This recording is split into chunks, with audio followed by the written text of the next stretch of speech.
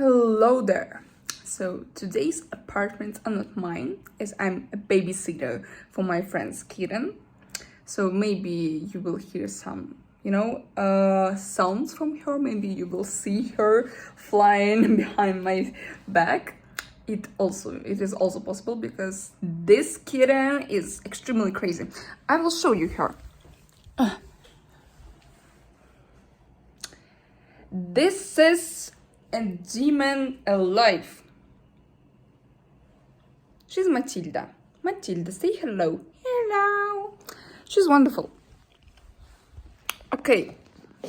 Also, I was thinking about today's topic. I wanted to reveal some thoughts out of two of my new shorts. If you didn't watch them, I highly recommend you to watch them because the thoughts, I would say the topics that I was trying to reveal in 60 seconds are extremely interesting to think of. Maybe, yeah. So, also, I come up with new videos ideas, especially I come up with new topics of the videos due to different circumstances, different reasons. For example, first of all, it's about my, inspiration moment. Also, it's about my current, anxieties. And also it's about topics that were revealed in my, studying processes. As I'm a member of psychological course right now, I'm also get some insights from the process of studying there. So today I want to talk about, I guess I know the topic. Today I want to talk about the benefits, secondary benefits that people gain from living out their lives. Yes, it sounds kind of crazy, but I have some statement that is actually a fact. And you must understand this. And this understanding is mind-blowing, I would say, in the negative connotation, of course. So, we all understand that not everybody live their lives, their genuine lives. And I would say we should start with the explanation of definition of living your life, living your genuine life. So, living your genuine life is about deep connection and no conflict between your inner self and your external reality. So, speaking in simple words, I would say it is about taking actions, saying words, thinking thoughts with no doubts. So, you do something because you want to do it. You say something because you want to say it. You think it because you allow yourself to think. And only with this approach, only with this high connection between your inner self and your external reality, you can achieve something in this world. And moreover, you can achieve something that is genuinely yours, that is genuinely out of your desires. This is like the blessing. And due to this definition of living your genuine life, we can distinguish people into two big groups. The first group is the minority. Is the minority, I would say. It's about people who live their genuine lives. So if we look at in social networks and maybe in some magazines and some articles, TV shows, etc., we will see countless number of people, extremely successful, extremely, rich, wealthy, etc. First of all, I would say that even this countless number of people is the minority. It's not a lot of people. Is the first thing. Second thing, do you really think that all people that are wealthy, that are rich, and that are popular are happy? Not at all. I can say it with all confidence, with all conviction. Because, popularity, wealth, richness, etc., is good. It's really good. But should it be like everybody's genuine desire? No. No. And again, no. So we never know. Are these people who are extremely successful are really that happy in their lives? Maybe they wanted to have something else, something maybe even opposite. So we never know. But it must be understood that not everybody wants money, wants wealth, wants richness and popularity. Yeah, especially people who already have it. Yeah, they understand that they want something opposite. Okay, it's not today's topic. Okay, we talked about the first group. The first group who actually live their genuine lives. This is like the minority, as I said. The second group is obviously the group who doesn't live their genuine lives. And this group can be distinguished into two subgroups. The first group is the people who don't live their genuine lives, and they actually don't even realize they don't live the way they want. So they are unconsciously live till the very end somebody else's lives. This is like the scariest thing ever.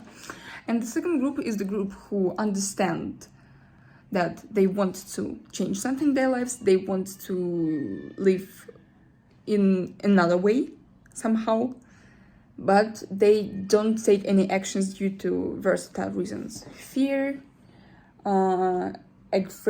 aggressiveness, maybe some doubts, maybe some anxiety, overthinking, anything else. So it's also about countless reasons, and this is like not that simple. This is like not from nowhere. Okay, so we realize that there is a definition of living the genuine life for this particular person, and we distinguished people into two groups. First group is about people who are living their genuine lives, and this is like the minority, little minority. And the second group can be distinguished into two subgroups. It's about people who don't live their genuine lives, and the first subgroup doesn't really realize they don't live their lives and just lives somebody else's lives. And the second subgroup is understanding that they want to have something else, but due to some reasons, they don't change anything. And we are going to talk about this particular subgroup. This is like this is like a lot of people. Okay, and today's topic is about benefits out of this life. So you would say, Diana, benefits out of living like an awful life? I would say, yeah. The statement that I want to say right now, this is like the fact, is kind of mind-blowing in the negative connotation, but it must be understood in order to realize why actually people live that way, in the way of not their genuine lives. So, how to say it? People cannot live an awful life consciously. How to explain it correctly?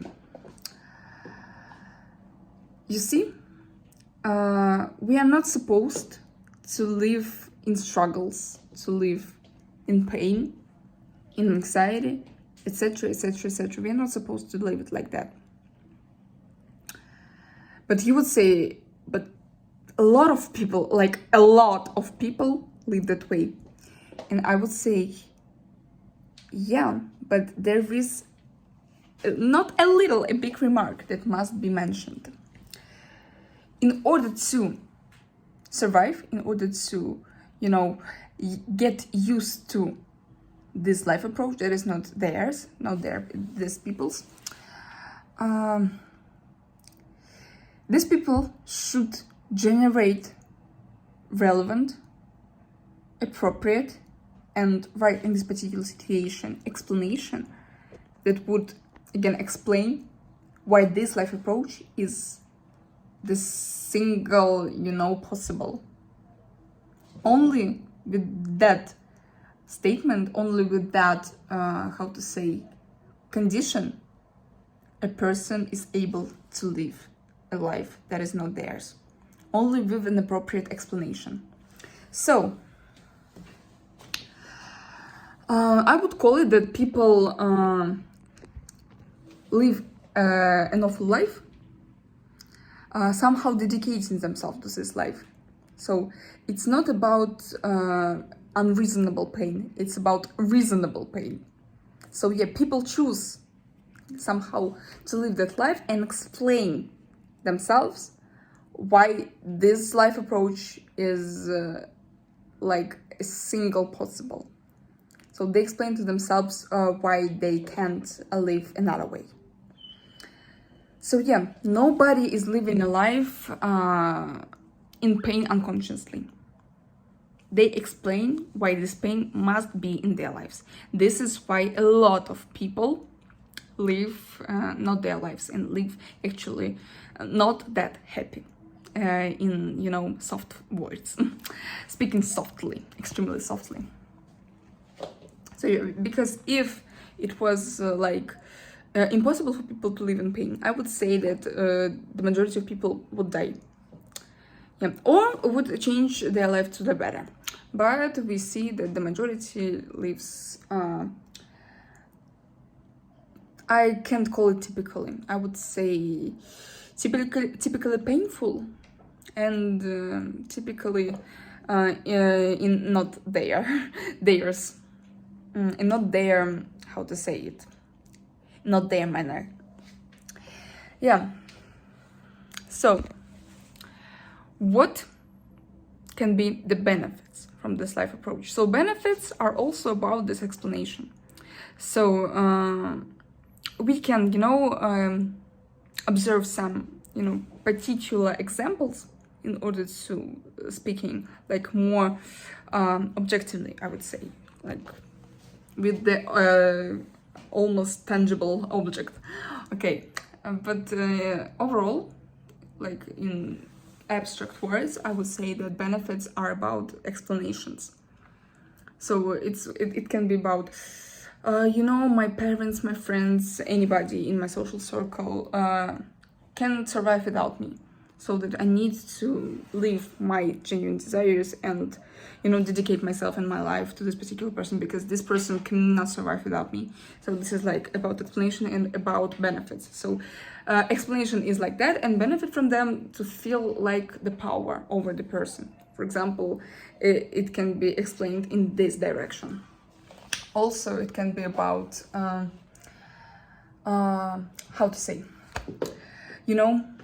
I am the single one who can carry out all number of these countless tasks because I'm extremely hardworking and I would say stable in terms of carrying out any work tasks. So that I just need to overwork, listen to my boss, and take a lot of tasks in order to become a great worker, because I'm the single one who can operate in that circumstances.